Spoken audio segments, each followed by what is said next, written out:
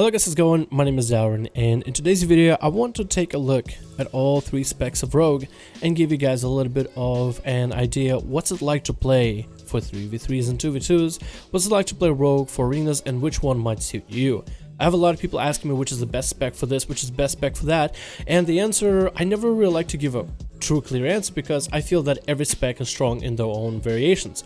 So for arenas, just for arenas, I want to make a video talking about all three specs and how they perform in arenas, whether you are trying to figure out if your spec is viable, maybe you want to change one, or if you're trying to figure out which spec you want to play for arenas. Now, with this video, I am not going to discriminate a single spec of Rogue. A lot of times, one of the specs, or even both of the specs out of the three, one of them is usually the most viable. So a lot of people would just point to the one that they think, or the community thinks is the most viable and say that's the best spec. I'm not going to discriminate, mainly because I've been playing an Outlaw Rogue, which is seen and usually is considered one of the less viable specializations of Rogue. But because I got in 2200 as Outlaw, I would say that at least it's viable. So for reasons of that, because I want you guys to be able to choose which spec you want to play, even if you decide to play a difficult spec, because I was able to get Outlaw 2 times at 2200, which I consider is halfway decent, then I want to give you guys all the opportunities and tell you guys how it truly is without having to bar you guys from playing some of the specializations, so you can play whatever the hell you want. All specs will be assessed for competitive arena PvP, so without further ado, let's get to the video. The first specialization I want to discuss is Assassination as alphabetical order. Let's first talk about the basics of the specialization and what it offers. You have good, strong, solid, sustained damage and burst damage, allowing you to be efficient no matter what kind of damage you're trying to output. You have fairly short cooldowns for your offensive abilities, which creates a lot of pressure, amazing in 2s and 3s, because while you always have some kind of a tricks up your sleeve every few minutes, maybe even minute 0.3 with Vendetta, your enemies will have 2-minute cooldowns to have to cycle through and wait, and with a few lineups with a mage, you actually can score yourself kills fairly quickly, fairly efficiently. You also have fairly straightforward playstyle, which is a good thing. Some people think simplicity is bad, but when you have a simple playstyle, like for example, you're to train a healer and train a healer until they die, eventually the enemy team is going to run out of all cooldowns and all abilities to stop you from training the healer, and they'll eventually kill over. And because of a simple playstyle, you don't have to do too much thinking about, oh, what is this class doing, what is this class doing. You're more focused on damage and positioning, which in result can result for more damage. Rogue utilities are fairly up there. You have saps, cheap shots, so you have your stuns, you have your blind, and you have mortal strike effect, which makes for efficient specialization to play in PvP no matter what you do. In 2v2s, the spec isn't self-reliant. It does bring a lot more to the team though in terms of team gameplay.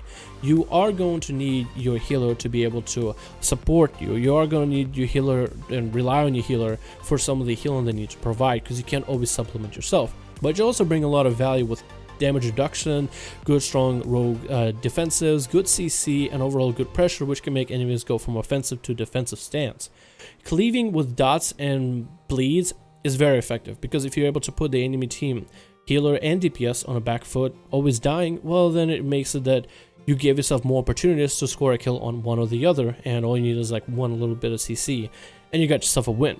Poisons and bleeds go through armor, so it doesn't matter whether you're training a priest or a holy paladin, they'll take fairly amount of same damage. You have short CDs which force enemies cooldowns, and eventually enemies are going to run out of cooldowns while you're always throwing out of vendettas and your artifact weapons and your stun locks, and eventually the enemies will run out of cooldowns, so you have that to play up to. In 3v3s, it's a very efficient spec to play, and it mostly plays full lineups. You are the one serving the turkey to your whole team. By that I mean you're the one trying to make lineups on the kill target. You would get the dots rolling, you would get the stuns, and you would be required to use some of the rogue based abilities like blind, maybe even vanish in order to line up some cross CC. But for the most part, as long as you are focusing on trying to get a kill on the kill target and lining it up with your team, then in most cases that's all you need to do in order to be efficient in 3v3s. Vanish, triple cheap shot, and triple silence is amazing when it does play its part, because if you have a team full of casters or melee, you can stop a team full of casters from doing their burst by opening up a breathing window for your whole team with a Vanish, triple silence. Or if you're going against a melee team that's running with an H-Pally just bursting down your healer, you can open up breathing room with the stuns as well, which makes it for very efficient when it comes to a 2-minute cooldown to stop enemies' 2-minute cooldown bursts. And you also have an AoE spread pressure build, so it offers you some more playstyles, maybe with like a Warlock or maybe with a Shadow Priest, allowing you to simply do more damage and put a lot more pressure on the whole enemy team, not just one person, but to put the whole enemy team on the back foot. Overall, I would have to say Assassination has excellent value with a simple, straightforward playstyle. I won't say that Assassination is the easiest spec of all specs in World of Warcraft to play, but out of the 3 specs of Rogue, it is one of the more simple and straightforward specializations to play for sure.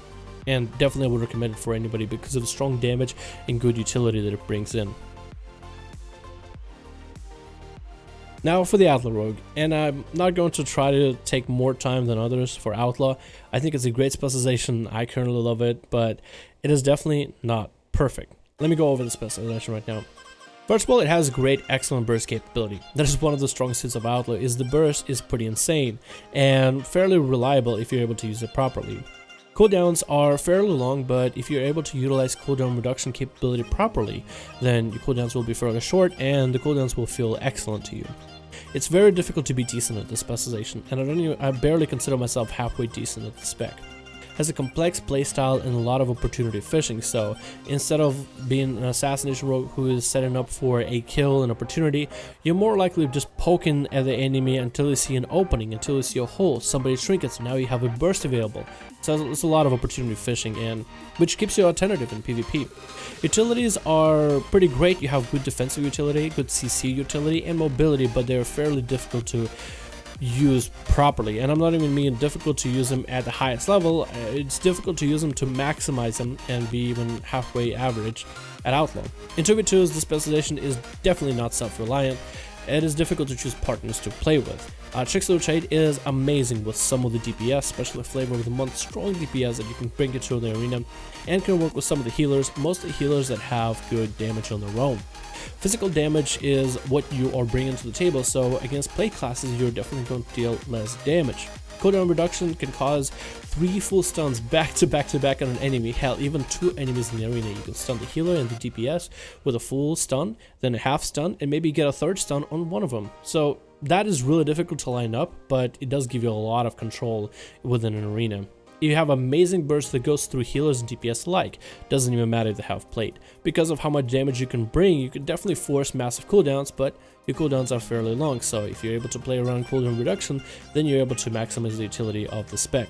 In 3v3 is effective with another powerful, most likely Flavor of the Month spec, or anything that's very strong, very bursty, so you can end the games much quicker. You have a good CC variety from stuns, saps, gouges, and blinds, so you bring a little bit more than Assassination to a table on CC.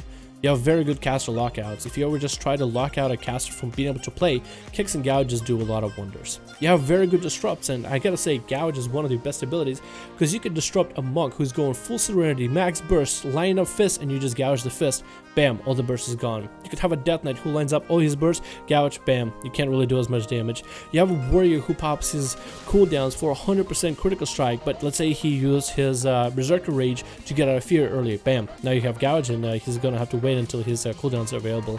So you can disrupt a lot of abilities, which can keep you in the game. It also really good burst with another DPS as long as they're free to burst. Outlaw rogues themselves bring a lot of DPS, so for many enemies it is difficult to decide which one to unlock out. In some cases you're able to control the whole team, to stop the rogue and stop the partner of the rogue, but sometimes I have to decide on one of them, and only one. So, if they lock out, let's say, your Warlock friend, you still get a lot of burst. To lock you out, the Warlock still has burst due to the Trickster Trade. Makes it difficult to line up for enemies on who you want to stop. And lastly, this spec is very difficult to play in 3v3s efficiently. That's the last thing I can say. The specialization value, I would say, is viable. I was gonna say it's definitely not excellent, it is definitely not high. If it dealt a lot of damage, then it would be a very high value.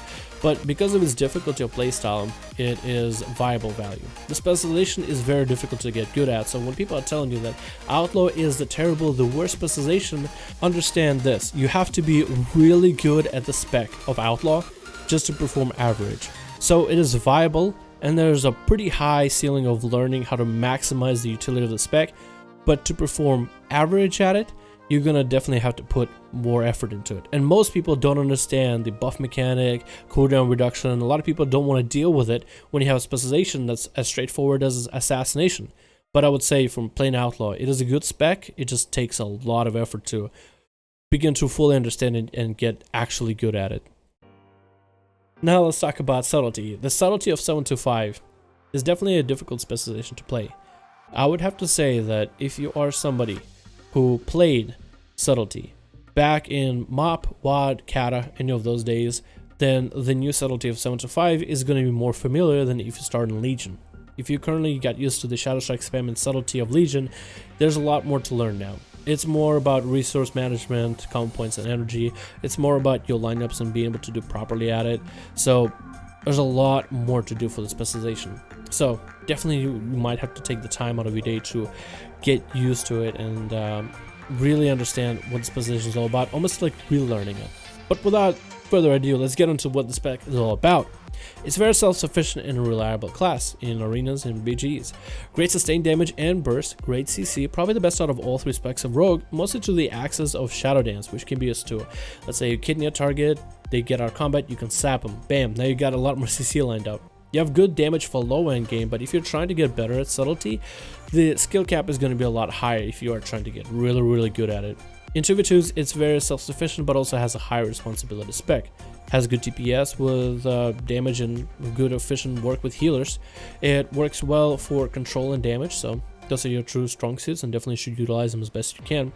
But it has a lot of responsibility in arenas. Not only are you're not quite an Assassination rogue, where Assassination is only focused on damage and then the healers focus on defensives. You are going to have to watch for your defensives, you are going to have to use your talent builds like shorter vanish on cooldown every time enemies have offensive cooldowns at you because you're dealing with low health. So you are going to be watching what your healer is doing, what you are doing, what the enemy healer is doing, and what the enemy DPS are doing. You have a lot more responsibility and a lot more play within PvP combat for 2s. In 3v3s, it's basically 2v2s with more responsibility because now you have one more DPS on your team and one more DPS on the enemy team, so there's a lot more to look at. You still have good DPS and excellent CC, a lot more responsibility with lineups and CC and peeling for your team and controlling the enemy team and doing callouts. You also are very strong with a Frost Mage and Priest. That's probably your best comp right now for Subtlety. Subtlety Rogue, Frost Mage, Priest is just so much damage, so much pressure, so much CC, and very offensive. But because a Priest you will probably be playing is either Holy or Disc, most likely you will be playing with a Disc Priest, which gives you a lot more pressure, but a lot less healing, therefore making you, again, more self-reliant, more responsibility on the specialization, which is good. Definitely should play it for its difficulty. I would say the value of the spec is excellent, but only if you know what you're doing. A bad Subtlety is going to be a useless player, but a good Subtlety, like a good Widowmaker in Overwatch, will be an excellent player and will definitely be a lot more helpful to the team. So there's that double-edged sword with a specialization where you have to know what you're doing. You have to truly understand the specialization before you can get actually good and even decent at it. So very difficult to play, but if you're able to get it working and get it rocking and truly understand the spec, then you will definitely be rewarded for it. Anyway guys, that's all I have for the video. Thank you so much for watching. Let me know which spec appeals to you the most and which one would you want to be playing within arenas. Which one sings to your heartstrings? I'd like to hear from you guys. Anyway, thank you guys so much for watching this video. I hope you enjoyed. Let me know all that in the comments below, and of course I'll see you guys in another video.